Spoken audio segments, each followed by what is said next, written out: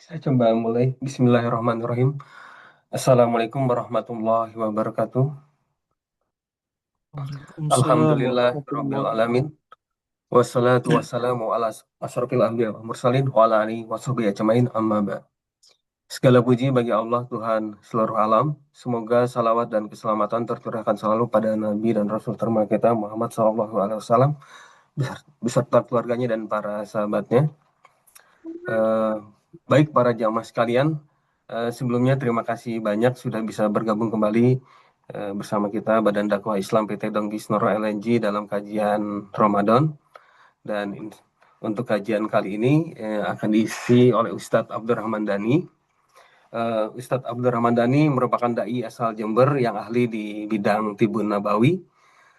Beliau memperdalam ilmu syar'i dan juga ilmu pengobatan Arab klasik di lama tinggal di Yaman ya, di Yaman dari tahun 2004 sampai 2014.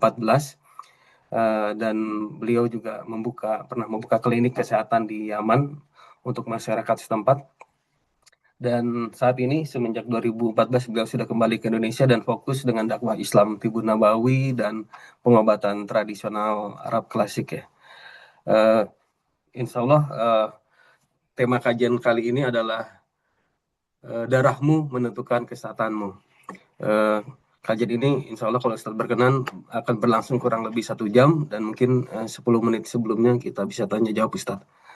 Baik, tafadhol Ustadz untuk waktunya. Baik, barakallahu fiik. Jazakumullah khair Pak Ahmad. Assalamualaikum warahmatullahi wabarakatuh. Waalaikumsalam warahmatullahi wabarakatuh. Alhamdulillah, wassalatu wassalamu ala nabiyyina Muhammadin sallallahu alaihi wa ala alihi wa ashabihi ajma'in. Amma ba'du, alhamdulillah. Dengan izin Allah subhanahu wa ta'ala, Allah pertemukan kita bersama kajian BDI PT Donggi Sanoro dan atas husnul Anda semua kami haturkan jazakumullah khair untuk bisa menyampaikan wasiat wasiat terkait wasiat Ramadaniyah, dan kali ini dengan tema judul darah menentukan kesehatanmu. Barakallahu fikum. Allah Subhanahu wa taala telah menjadikan semua makhluknya dengan sempurna. Laqad khalaqnal insana fi ahsani taqwim.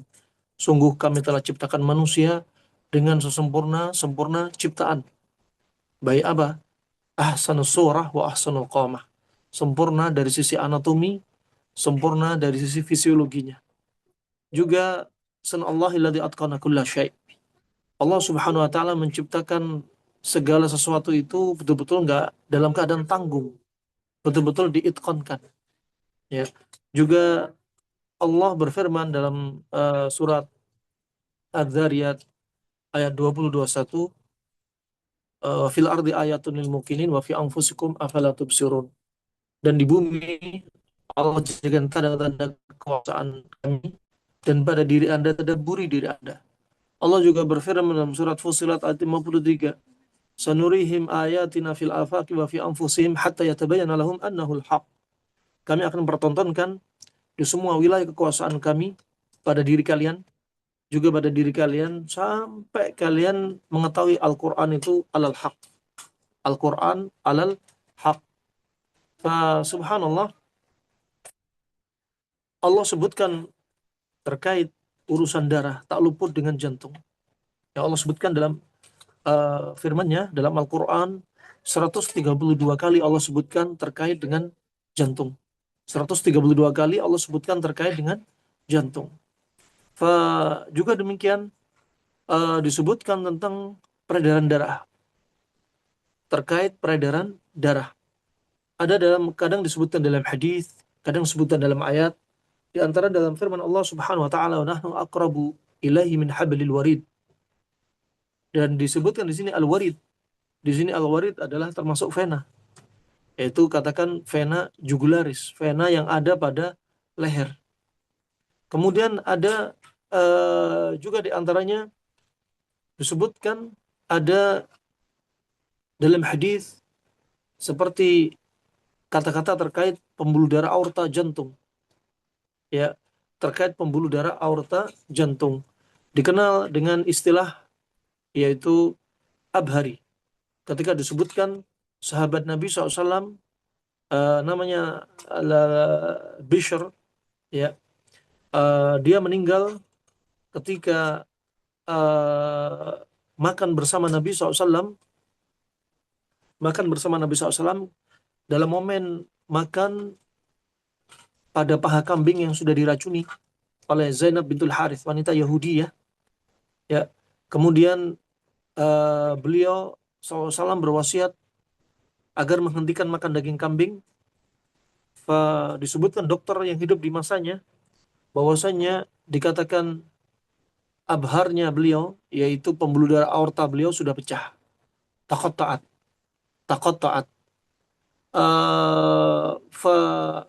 Juga disebutkan di antaranya ada istilah al-warid, pembuluh darah vena. Ada istilah syarayin, ada pembuluh darah arteri. Dan juga disebutkan dalam syariat, dalam hadis Nabi SAW, riwayat Imam Bukhari dan riwayat Imam Muslim, bahwasanya Nabi SAW bersabda, inna syaitana yajri min ibni Adam majrad dam. Sesungguhnya setan berkeliaran di tubuh manusia melalui peredaran darah. Ya, melalui peredaran darah. Dan juga Nabi SAW bersabda, ala inna fil jasadi mudghah, idza salahat hadhil mudghah salaha jasadu kulluh, wa idza fasadat hadhil mudghah fasada jasadu kulluh, ala wa hiya al-qalb. Ketahuilah di tubuh ini ada gumpalan daging. Kalau gumpalan daging ini, kalau gumpalan daging ini rusak, maka semuanya ikut rusak. Kalau gumpalan daging ini baik, maka semuanya ikut baik. Ketahuilah, gumpalan daging itu adalah hati, yang dimaksudkan yaitu jantung. Dan yang dimaksudkan yaitu jantung. Dari sini Anda ketahui bahwasanya jantung dengan pembuluh darahnya, dengan sistem peredaran darahnya yang dikatakan kedokteran modern ataupun klasik, dengan konsep yang sama, di sana ada peredaran darah kecil, di sana ada peredaran darah besar. Peredaran darah kecil dari jantung ke paru, peredaran darah besar dari jantung ke seluruh tubuh. Adapun juga dari sisi peredaran darah, yaitu dari arteri ke seluruh tubuh, dan peredaran darah balik dari tubuh atau vena kembali ke jantung. Juga sebagaimana disebutkan para ahlinya, jantung ada di sebelah kiri sebagai wujud anatominya. Ini juga menunjukkan hikmah Sang Khalik, yaitu Allah Subhanahu wa taala, menciptakan segala sesuatu dengan hikmah, kaitannya dengan syariat. Anda perhatikan, kita disyariatkan tidur miring ke kanan karena jantung kita di sebelah kiri, sehingga jantung tidak tertekan oleh organ yang lainnya seperti paru-paru. Sehingga tidur miring ke kanan dan jantung di sebelah kiri, Anda akan menjadi insan yang gampang terjaga untuk bangun sholat malam, untuk bangun sholat malamnya. Rahmanakumullah jami'an, ketika Anda tidur sebelah kiri, miring kiri, maka akan terjadi tidur yang mungkin deep sleep, lebih dalam, susah dibangunkan, dan tidak menutup kemungkinan kotoran-kotoran yang ada di paru-paru bisa meracuni jantung. Juga rahmanakumullah jami'an, jantung dengan anatominya yang diperkirakan beratnya sekitar 300 sampai 350 gram. Dan adapun pada kaum wanita beratnya 250 sampai 300 gram. Dan di jantung inilah tempatnya iman, tempatnya kekufuran, tempatnya rasa cinta, tempatnya rasa benci, tempatnya ikhlas, tempatnya riya, tempatnya dia amarah, pendendam, tempatnya dia penyabar, tempatnya dia orang yang bertawakal, tempatnya dia orang yang tawakul, nggak punya tawakal. Dan dia juga tempatnya masyair, tempatnya perasaan. Ada sedih, ada riang gembira, ada benci, ada suka. Ya, ada amarah, ada kebalikannya. Di jantung ini pula disebutkan ahlinya bahwasanya peredaran darah atau pembuluh darah kaum lelaki diperkirakan 70.000 sampai 80.000 kilometer seandainya dibentangkan antara arteri, vena, dan kapiler. Dengan jantungnya 300-350 gram bagi laki-laki. Sedangkan pada kaum wanita, panjangnya pembuluh darahnya sekitar 60.000 sampai 80.000 kilometer. Dengan beratnya 250 sampai 300 gram. Di sini juga menunjukkan agungnya kekuasaan Allah Subhanahu wa taala. Ya, makanya tak luput ketika dikatakan firman Allah, "Ar-rijalu qawwamuna 'ala nisa." Laki-laki pemimpin bagi kaum wanita. Termasuk hati laki-laki lebih besar daripada hati wanita. Ya, dia diberi kelebihan, tetap tidak seperti pada kaum wanita. Wanita sempurna dari sisi sesama wanita, ciptaan. Laki-laki sempurna dari sisi sama laki-laki. Tapi laki-laki tidak bisa dibandingkan dengan wanita. Wanita sempurna dari sisi dia punya rahim, laki-laki nggak punya rahim. Sebaliknya laki-laki sempurna dari sisi laki-laki itu sendiri. Sampai disebutkan dalam syariat, laki-laki diizinkan untuk menikah maksimalnya 4. Sedangkan wanita hanya cukup satu laki-laki. Ini menunjukkan hati laki-laki harus lebih kuat daripada hati wanita. Sedangkan wanita disebutkan Nabi SAW, hati mereka kalau qawarir, seperti gelas-gelas kaca. Hatinya lemah, fisiknya lemah. Juga disebutkan sallallahu alaihi wasallam mereka nakas akal waddin. Mereka agama dan akalnya lebih lemah. Juga mereka disebutkan apa? Khuliqat min dhil', dicipta dari tulang rusuk yang bengkok. Nah, dan tulang rusuk yang bengkok dibentuk dari apa? Dari hati. Ini sifat asal antara laki dan wanita terkait darah. Kemudian rahimakumullah jami'an, Allah Subhanahu wa taala jadikan darah dan jantung kaitannya sangat erat.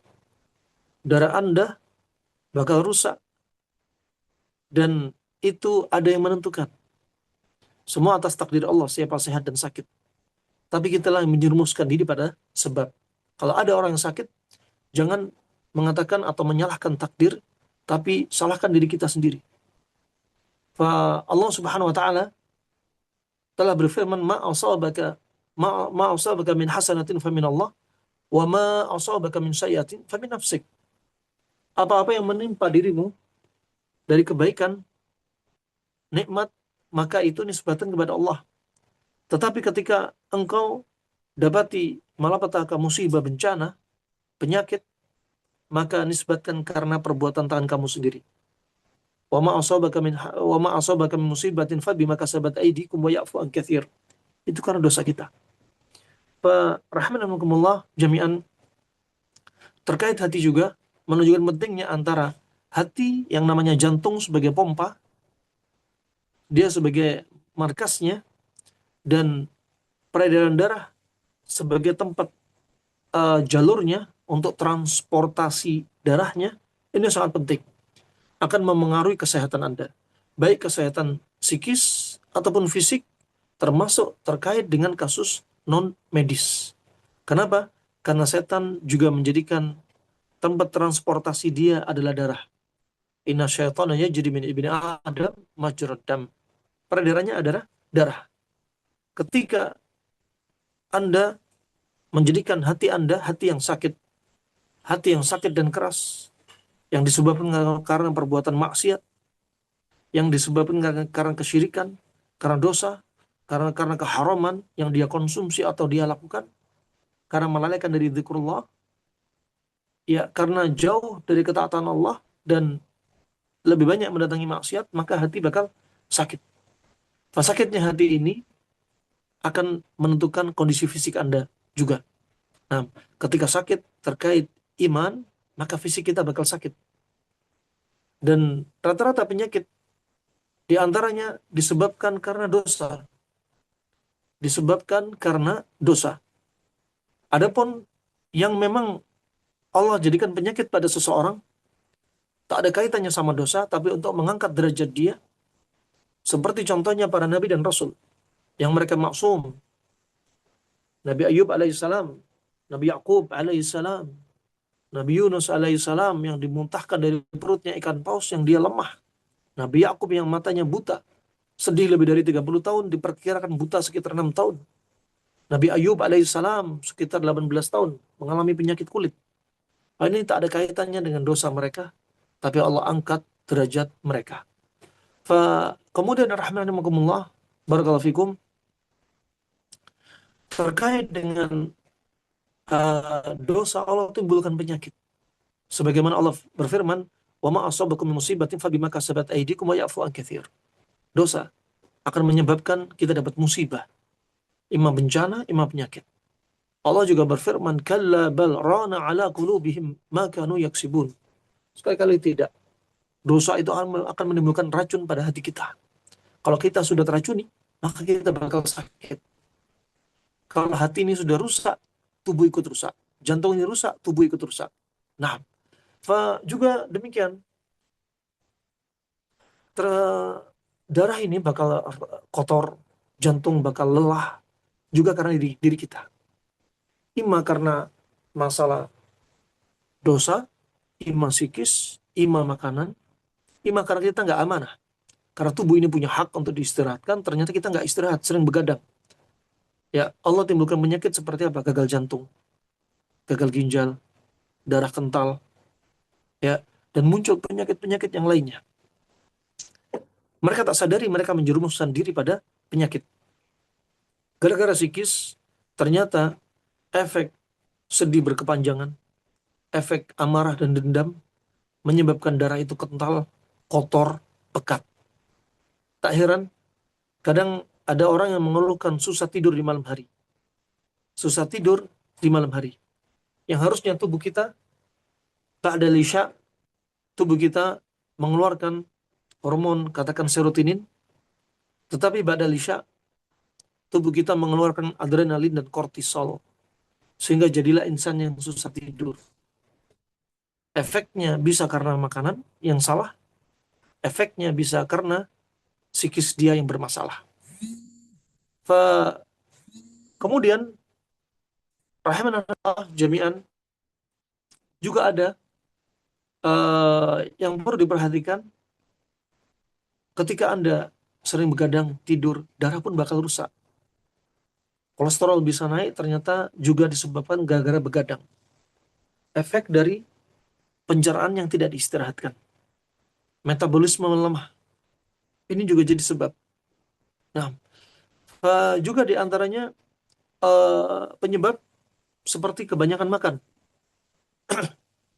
Seperti banyak makan yang menimbulkan pengentalan darah, juga diantaranya jantung atau hati semakin keras gara-gara banyak makan. Juga efek dari sebaliknya, kebanyakan tidur, ini akan mengentalkan darah. Makanya segala sesuatu perlu di tengah. Bainal ghali wal jafi, bainal ifrat wa tafrid. Khairul amr awsatuha. Sebaik-baik perkara di tengah. Ya, antara ekstrem kanan, ekstrem kiri. Urusan tidur juga gitu. Jangan ekstrem kanan, tidur terus. Ekstrem kiri nggak pernah tidur. Urusan makan juga demikian. Jangan selalu makan berlebihan dan makan sampai kenyang terus-menerus. Ya, dan jangan puasa terus-menerus tanpa diistirahatkan untuk tidak puasa. Nah, demikianlah kebutuhan tubuh kita dari sisi iman, dari sisi fisik, dan psikis terkait darah. Bahkan Syekhul Islam mengatakan bahwasanya dalam kitab yaitu Al-Faidah fil Mahabbah, darahmu tergantung dari makananmu. Ya, apa yang kita makan berdampak kepada darah. Nah, ima makanan itu dari makanan yang haram, ima makanan itu berupa makanan yang dia mungkin tidak menjaga pola makan dia, ya. Ima makanan itu makanan yang menjijikkan, atau makanan yang berlebihan, atau makanan yang satu sifat, atau makanan dikonsumsi di luar jam yang direkomendasikan untuk dikonsumsi. Nah, ini akan menemukan masalah. Juga disebutkan Asyuti rahimahullah taala, beliau sebutkan bahwasanya air mani laki, air mani perempuan tergantung pada darah. Kalau darah itu baik, maka air mani bakal sehat. Dia bakal subur. Kalau darah itu jelek, maka air mani pun bakal rusak. Air mani pun bakal rusak. Ini bahan tadabbur dari ucapan mereka, para ulama. Mereka juga mentadabburi di antaranya apa yang juga datang dari Allah dan Rasulnya Sallallahu Alaihi Wasallam. Rahimanakumullah jami'an, kita ingin membahas al-awwal, kaitan hati terkait perkara maknawi. Kaitan hati terkait perkara maknawi, di antaranya ketika kita ketahui Al-Quran berbicara tentang hati, bahkan disebutkan 132 kali. 132 kali di dalam Al-Quran tentang lafaz al-qalb. Tentang lafaz al-qalb. Eh,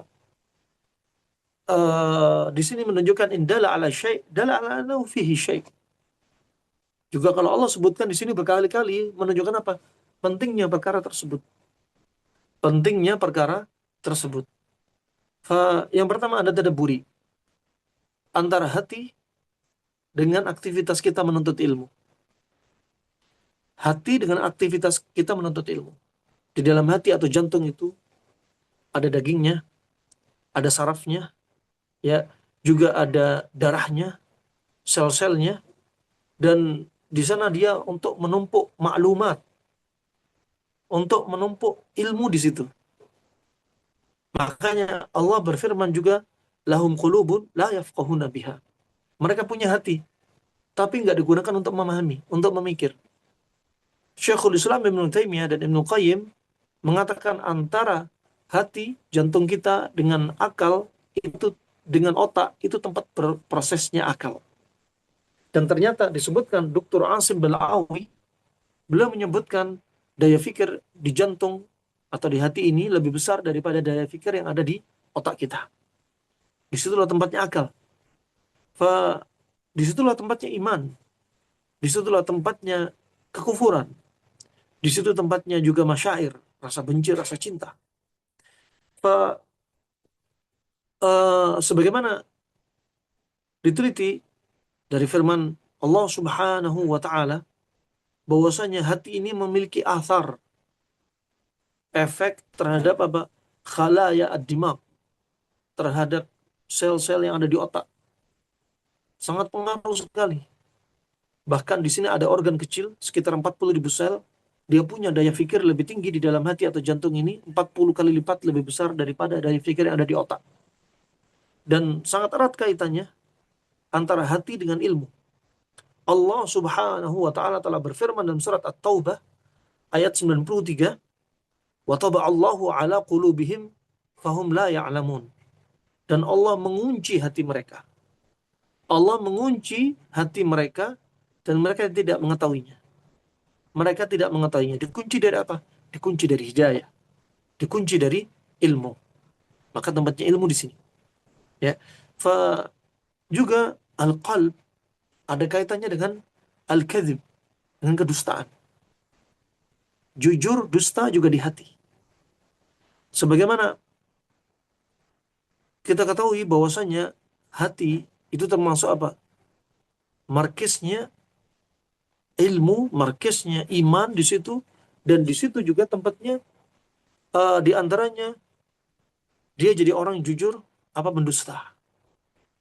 Ya, jujur atau dusta. Dan di antaranya ada letak yang dibahas oleh para dokter, ada istilah nasiyah. Di sini nasiyah di depan, yaitu termasuk a'la muqaddimatir ad-dimag. Ya, termasuk yang paling depan, ya, otak paling depan, dan di situ namanya nasiyah. Dan disinilah di antara sebab-sebab kaitannya dengan kedustaan.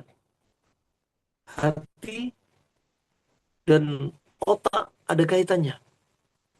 Hati dan otak ada kaitannya. Ada proses. Di situ letaknya akal.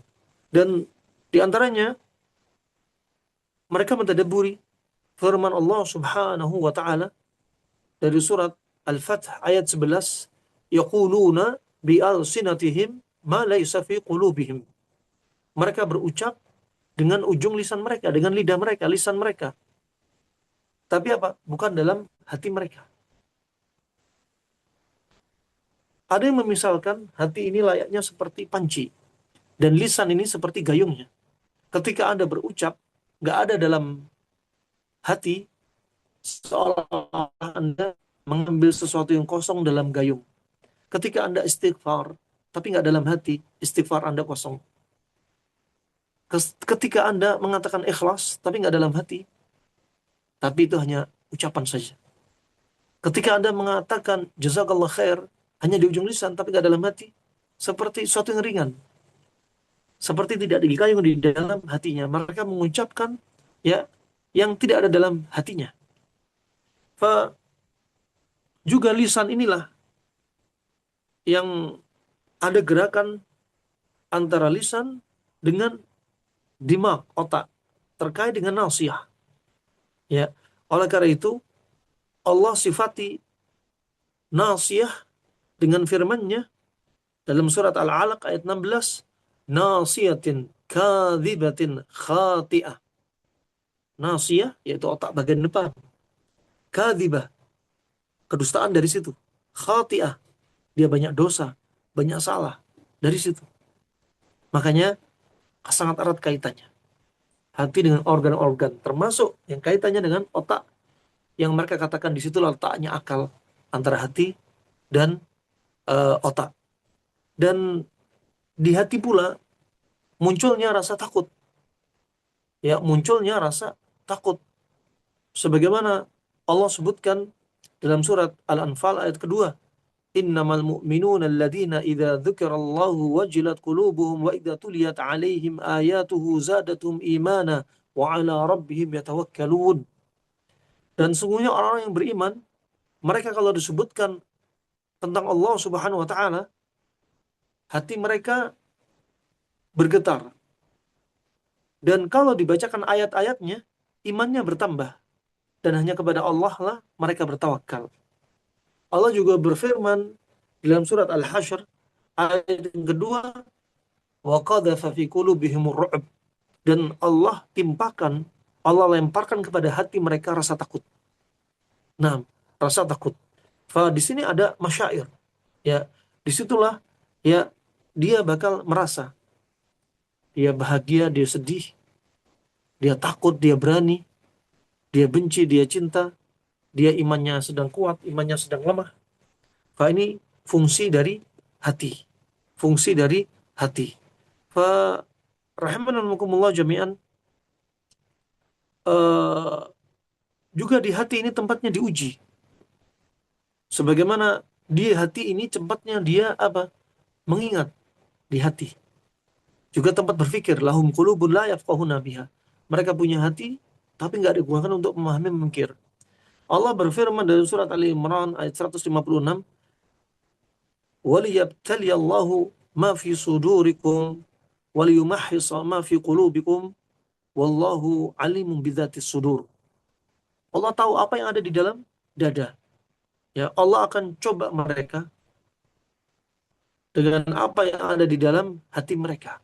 Allah coba. Makanya kalau imannya dia kuat dan letaknya iman di hati, Allah coba dia, cobanya lebih berat. Sebagaimana Nabi SAW bersabda, inna asyaddan nasi bala'an al-anbiya, thumma al-amthal fal-amthal. Sesungguhnya orang yang paling berat cobaannya adalah para nabi. Kemudian setelahnya dan setelahnya, semisal. Semakin kuat iman seseorang akan dicoba oleh Allah Subhanahu wa taala. Allah tahu hati seseorang. Dan la yukallifullahu nafsan illa wus'aha. Allah tidak membebani seseorang kecuali apa?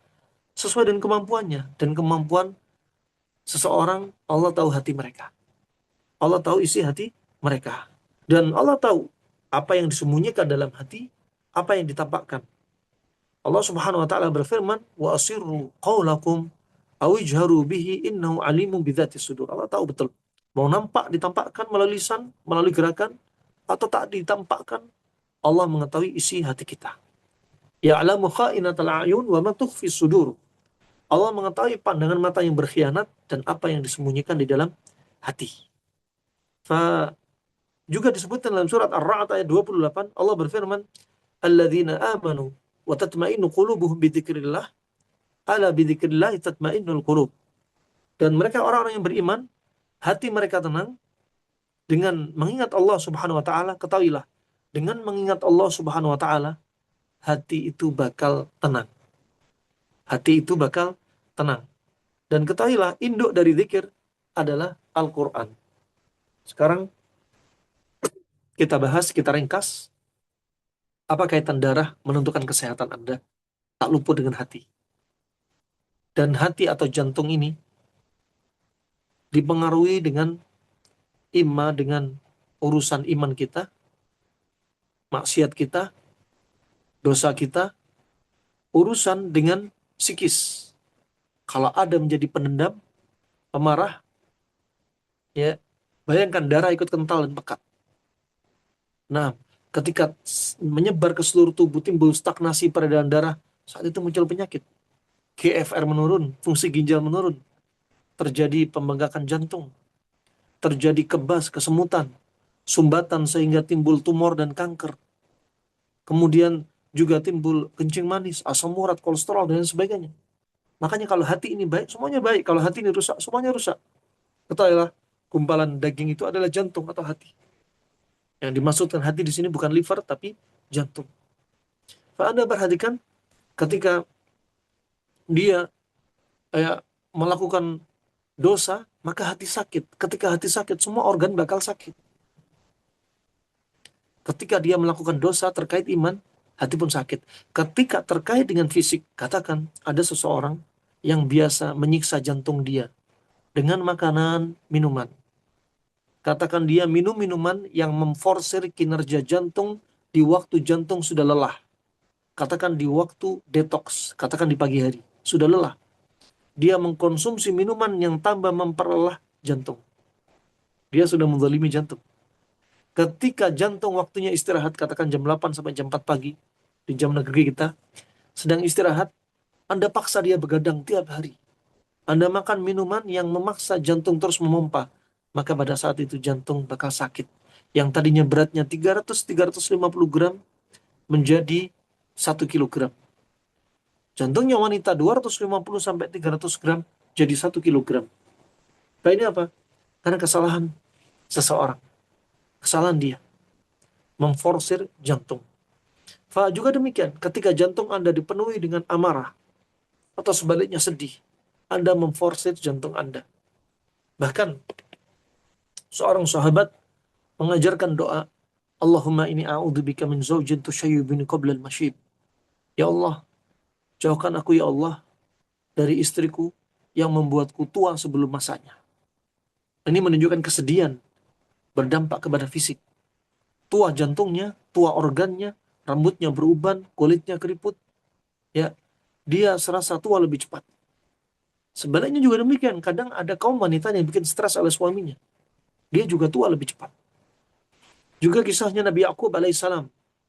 Ketika Allah Subhanahu wa taala berfirman dalam surat Yusuf ayat 84, Allah berfirman, "Wa biyaddat 'aynahu minal huzni fahuwa kadhim." Dan kedua mata Nabi Yakub buta, memutih karena apa? Marah, sedih, ditambah panik. Tiga sifat ini. Ya, sehingga beliau mengalami kebutaan. Ya, disebutkan ahli kedokteran, ayat ini menjadi konsep bagi mereka. Ternyata orang yang sedih, panik, ya marah, akan menimbulkan adrenalin, kortisol naik, sehingga tensi ikut naik. Ya, kemudian juga susah tidur. Kemudian histamin keluar, sehingga nyeri sekujur tubuhnya. Nah, ternyata menyebabkan dopamin turun, endorfin turun, hormon kesenangan turun, jadi sedih. Akan menyebabkan insulin turun, gula darah jadi naik. Akan menyebabkan berikutnya katarak diabetik. Ya, orang sedih bisa kena kencing manis, orang marah bisa kena kencing manis, dan berikutnya bisa kena katarak diabetik. Ya, matanya bisa buta, terdampak katarak. Farahmanakumullah jami'an, demikian.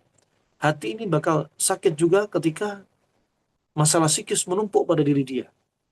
Sebenarnya tanpa Anda menyalahkan pasangan Anda ketika membuat Anda stres, menyalahkan orang di sekitar Anda, tapi harusnya kita nggak boleh terwarnai oleh mereka.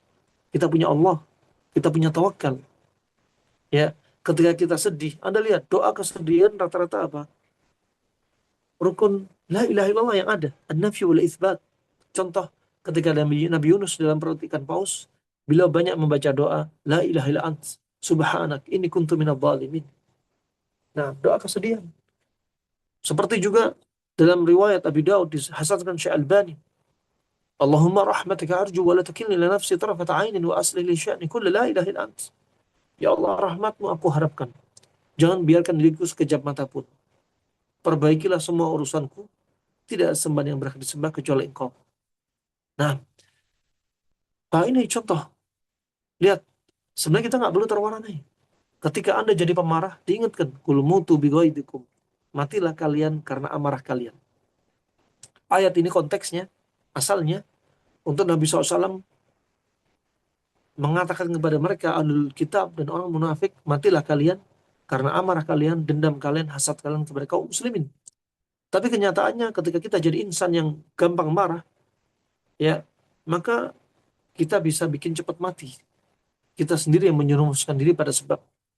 Sebelum mati, akan diawali dengan penyakit. Nah, penyakit ini kaitannya sama darah juga. Jantung sama darah disebarkan ke seluruh tubuh. Nah, sebaliknya ada yang sedih. Juga jangan. Allah Subhanahu wa taala juga berfirman, wal kadhimin al ghaidha wal 'afina 'anil nas. Wal kadhimin al ghaidha wal 'afina 'anil nas. Maafin manusia, tahan amarah dan maafin manusia. Biar jantung kita nggak sakit. Nah, juga rahmatullah berikutnya juga dianjurkan tidak boleh sedih. Innaman najwa minasyaitonir liyahzunal ladzina amanu. Sedih itu terpuji ketika kita cepat merilisnya. Nabi juga sedih ketika sedih tahu nikmatnya bahagia. Tapi kalau sedih menimbulkan penyakit, ini justru nggak terpuji. Nah, di dalam Al-Quran, lafaz tentang sedih rata-rata tidak menunjukkan hal yang terpuji. Ya, tidak menunjukkan hal yang terpuji. Nah, fa innama najwa minasyaitonir liyahzunal ladzina amanu. Dan yang membuat sedih manusia, orang yang beriman adalah setan. Setanlah yang membuat mereka sedih. Nah, ini rahmatullah di antara dampaknya. Kemudian ada di antaranya yang perlu kita perhatikan, diri kita sakit karena darah, di antaranya faktor makanan. Semakin kita banyak makan, darah semakin kental. Semakin kita banyak makan, semakin dekat kepada penyakit. Darah kental rusak, hormon kacau, semua tubuh ikut rusak. Nah, semakin darah kental, ternyata kita semakin disenangi setan. Ketika Anda perhatikan, ketika adzan berkumandang, apa yang setan lakukan? Mereka lari terbirit-birit sambil permisi kentut keras, biar nggak dengar suara adzan. Mereka lari ke tempat-tempat yang jorok, kotor. Demikian ketika darah kita darah kotor, jorok, kental, pekat, katakan bau. Subhanallah, darah kita bakal disenangi setan untuk terus berputar. Ya, untuk terus berputar di dalam peredaran darah kita. Dan disebutkan Imam Ghazali, Ibnu Qayyim, kalau kita kebanyakan makan, hati kita bakal keras. Hati kita bakal keras. Nah, kita bakal gampang terjatuh dalam dosa, berat mendatangi ketaatan ibu kepada Allah Subhanahu wa taala. Nah, belum lagi dari sisi fisik akan menimbulkan penyakit-penyakit, berbagai macam penyakit. Ketika Anda kebanyakan makan panas, darah Anda bakal panas.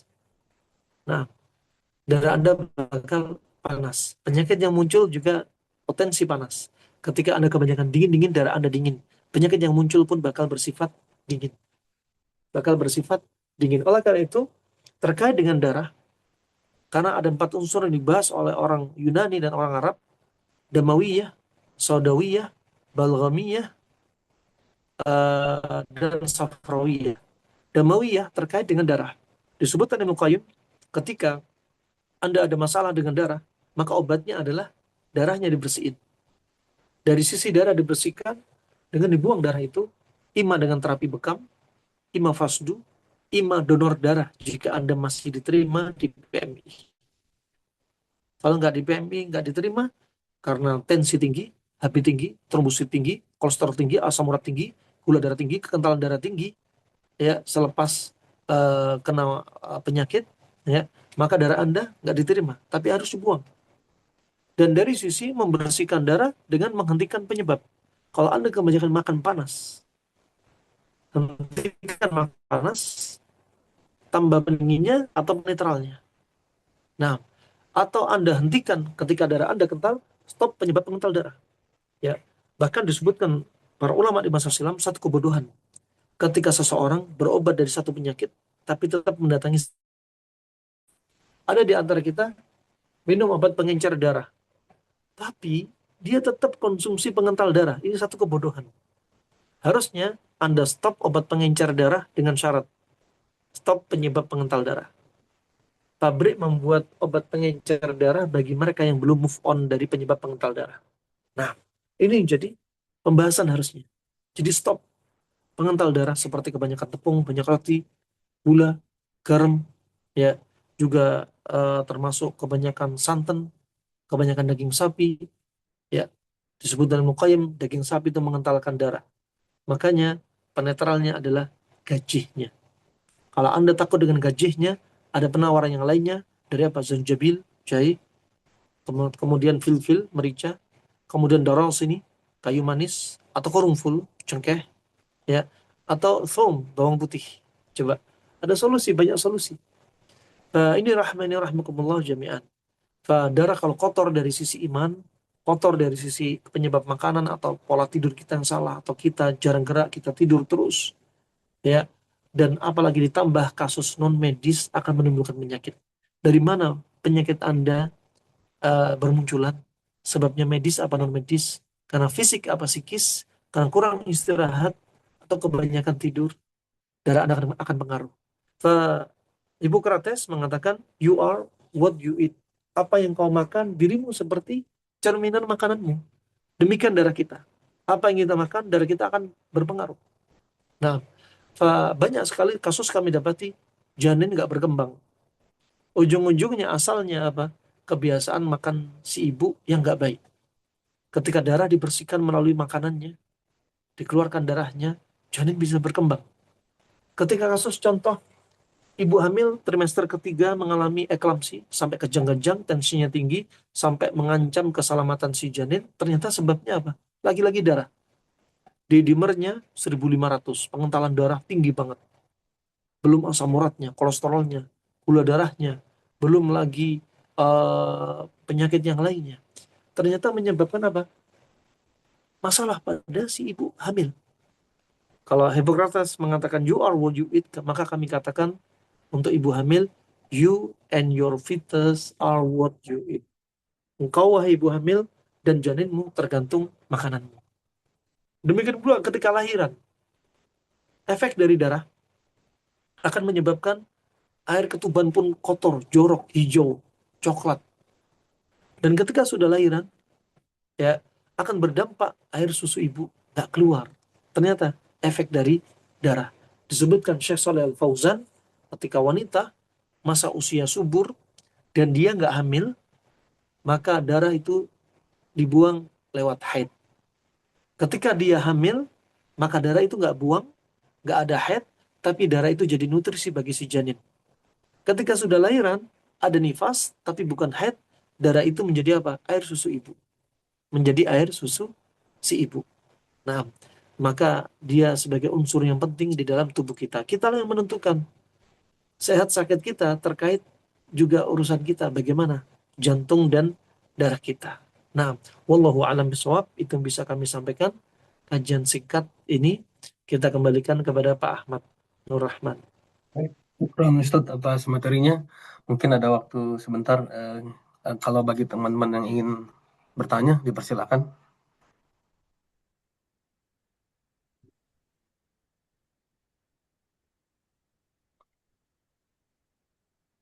Baik Ustadz, mungkin kalau tidak ada, mungkin berkaitan dengan tadi ada disebut bekam, pasdu, dan donor darah ya Ustadz. Itu hubungannya dengan kesehatan seperti apa Ustadz? Kemudian kalau apakah ada riwayat Rasulullah SAW melakukan fasdu atau bekam secara rutin Ustadz? Mungkin itu aja Ustadz. Barakallahu fiik. Ya, Darah ini memang perlu kita kontrol. Ya, kontrol dari apa? Dari makanan perlu diperhatikan, psikis perlu diperhatikan. Makanya kita ada syariat puasa, puasa di bulan Ramadan. Dengan puasa, Masya Allah, dalam satu pekannya ada Senin Kamis. Allah Hakim, Allah Maha Bijak Al-Hakim. Allah Al-Khaliq menciptakan tubuh kita. Allah Ar-Rahman Ar-Rahim. Allah sayang kepada kita. Termasuk saking sayangnya ada syariat puasa. Bukan siksaan. Justru sayangnya Allah Subhanahu wa taala. Allah Al-Alim Al-Khabir. Allah Maha tahu sampai detailnya tubuh kita, Allah tahu. Tubuh kita butuh puasa, tubuh kita nggak butuh banyak makan. Allah Maha tahu. Dan Allah Asy-Syafi, Allah Maha penyembuh.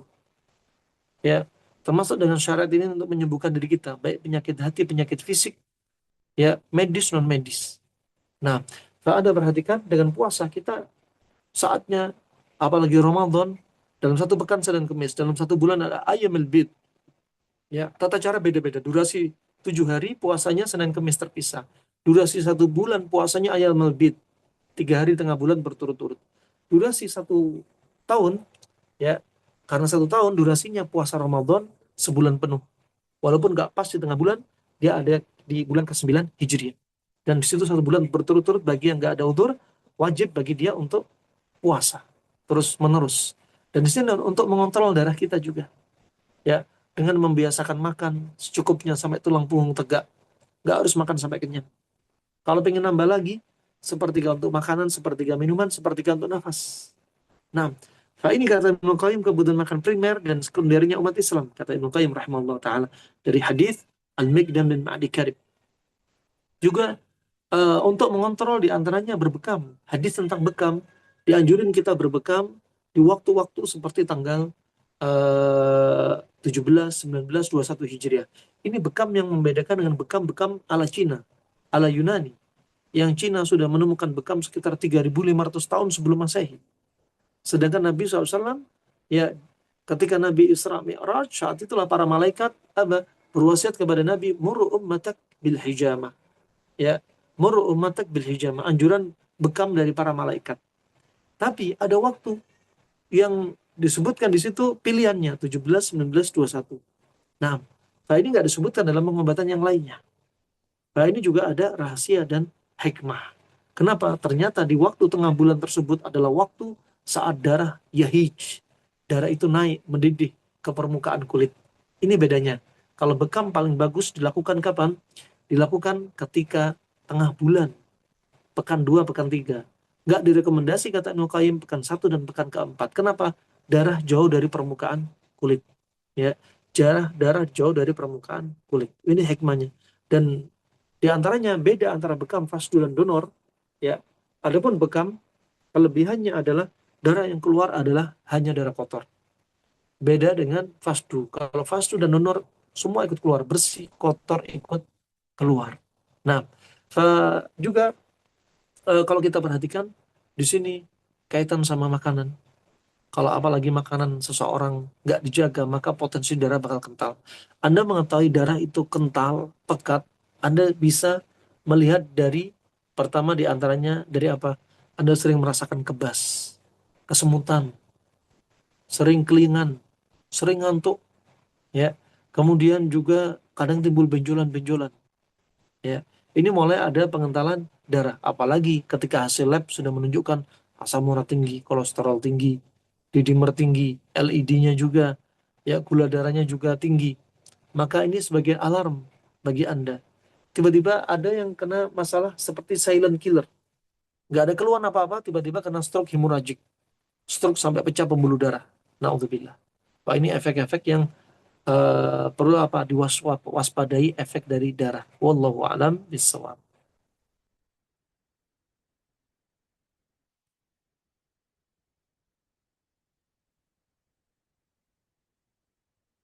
Ya, Ada kayaknya ada pertanyaan di chat. Terus saya baca. Eh, ini yang atas nama Samsung tadi kalau mau bertanya silahkan. Tapi nggak tahu namanya siapa. Kemudian dari Pak Asep Sapat ya ada pertanyaan, bagaimana berbekam yang baik Ustadz? Saya dulu baca beberapa referensi zaman Nabi dulu hanya beberapa titik saja, sedangkan bekam modern bisa sampai 20 titik.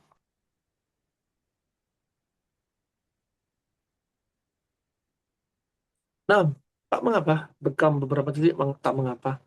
Yang penting terapisnya tahu SOP-nya, ya, tahu SOP-nya. Dan intinya bekam bukan banyak-banyakan darah, tapi darah yang hitam keluar sudah selesai. Ya, walaupun yang paling bagus nunggu sampai serum keluar. Ya, berapa titik sesuai kebutuhan. Tidak harus satu titik, ya, tapi berapa titik juga diperbolehkan. Fa ini hanya cara apa? Cara orang eh, mengobati dan nggak datang dari Nabi. Cara khusus membekam harus beberapa titik. Harus beberapa titik. Nabi pernah dibekam di antaranya hamah di kepala, di kahil, katifain, dhahrul qadamain misalkan, dan beberapa titik yang lainnya, ya, tanpa menisbatkan sunnahnya itu satu titik, sunnahnya itu 5 titik, sunnahnya 10 titik, tanpa menisbatkan sunnah dan gampang-gampang menisbatkan sunnah kalau nggak ada datang padanya dalil. Dan tidak semua tibun nabawi itu bisa dikatakan sunnah, karena ada memang kebiasaan Nabi SAW, ya, ijtihad Nabi SAW yang tidak terkait dengan wahyu. Nah, kalau kita gampang menisbatkan sunnah masuk dalam hadis, man kadzaba alayya muta'ammidan falyatabawa maq'adahu minan nar. Barang siapa berdusta atas nama Nabi dengan sengaja, maka tempat kembali dia di neraka. Maka hati-hati. Wallahu a'lam bishawab. Baik, Ustaz. Ada yang raisan ya, tadi mau tanya silakan ya. Cek. Ya, silakan Bismillah. Pak Rasid. Ya. Ya, Bismillahirrahmanirrahim. Assalamualaikum warahmatullahi wabarakatuh. Assalamualaikum warahmatullahi Eh, wabarakatuh. Afwan, Ustaz, izin bertanya. Eh, Bagaimana pendapat Antum tentang pengobatan modern saat ini, semisalnya tentang vaksin gitu, Ustaz. Dan bahkan kan ada juga kebijakan dari Menkes bahwasanya tahun depan kan akan ada vaksin wajib bagi anak berumur 11 tahun. Nah, bagaimana pendapat Antum atau vaksin dengan kaitannya Tibun Nabawi atau kedokteran Arab klasik. Syukran. Wassalamualaikum warahmatullahi wabarakatuh. Waalaikumsalam warahmatullahi wabarakatuh. Jawaban saya kembali kepada keyakinan masing-masing. Saya tidak menjudge, ya. Silahkan kembali kepada keyakinan masing-masing. Barakallahu fiik. Jazakallahu khair. Baik, Ustaz, mungkin karena waktu eh, kita sudah jam 13.40 ya. Kita Baik. sudahi saja, Ustaz ya. Ini ya. Nah, Baik. Eh, izin saya ucapkan terima kasih banyak kepada Ustadz Jazakallah Khair atas waktunya. Terima kasih banyak juga pada rekan-rekan yang sudah bergabung dalam acara kajian ini. Semoga kita bisa bertemu kembali dalam kajian berikutnya dan bisa mendapatkan ilmu kembali dari Ustadz. Kita tutup dengan doa kafaratul majelis. Subhanakallahumma wa bihamdika asyhadu an la ilaha illa anta astaghfiruka wa atubu ilaik. Assalamualaikum warahmatullahi wabarakatuh. Syukran Ustadz. Jazakallah khair.